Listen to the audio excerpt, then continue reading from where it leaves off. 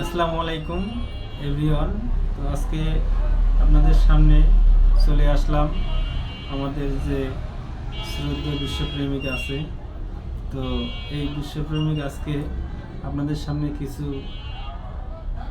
কথা বলবে। তো আপনারা মনোযোগ দিয়ে শুনবেন, ইনশাআল্লাহ কিছু শিখবেন। তো শুরু। হ্যালো বন্ধু, আমি অগ্নি। সকলকে নমস্কার। সবাই কেমন আছো? আশা করি সবাই ভালো আছো। তা আসলে হচ্ছে ভালোবাসা। আমার কথাই আমার যেটা মেন কথা হচ্ছে সেটা হচ্ছে ভালোবাসা। ভালোবাসা ছাড়া কিছুই বুঝি না। এজন্য আমার বন্ধু আমাকে বিশ্বপ্রেমিক বলে। আসলে ভালোবাসাটা হচ্ছে এমন একটা জিনিস, ঠিক আকাশের চাঁদের মতো। যখন চাঁদ ওঠে, যখন পৃথিবীর বুকে যখন দেখতে সুন্দর লাগে, সেরকম ভালোবাসা।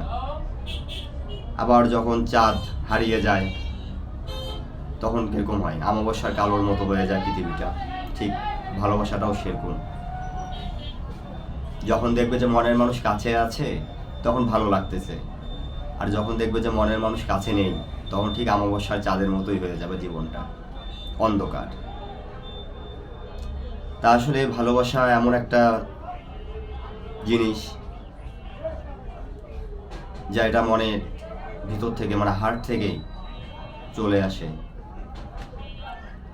যদি কখনো কারো কথা মনে পড়ে বারবার, তখন বুঝবে যে তাকে তুমি ভালোবাসো। যদি কখনো তুমি তাকে মিস করো, তখন বুঝবে যে তুমি তাকে ভালোবাসো।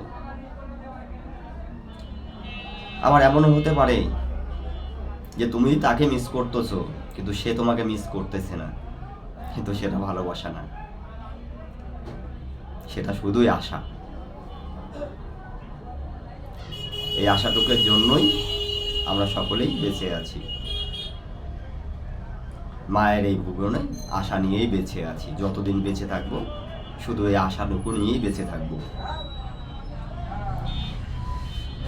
তাই একটি কথাই বলবো, যারাই ভালোবাসো সত্যিকারে মন থেকে ভালোবাসো, মনের মানুষকে ফিল করো হৃদয় থেকে। একটা প্রার্থনাই করি, যেন কখনো কারো মনের মানুষ যেন পর না হয়, সকলের যেন মনের মানুষ আপন হয়ে থাকে সকলের হৃদয়ে। আর কি বলবো, যারা ভালোবাসো তারা তো সবাই জানোই যে ভালোবাসার যতটুকু আনন্দ তার চেয়ে বেশি বেদনা। তাই মনে রাখবে, আনন্দ যতটুকু পাবে তার চেয়ে বেদনাই বেশি পাবে। তাই মনে রাখবে যে বেদনাটুকুই ভালোবাসা।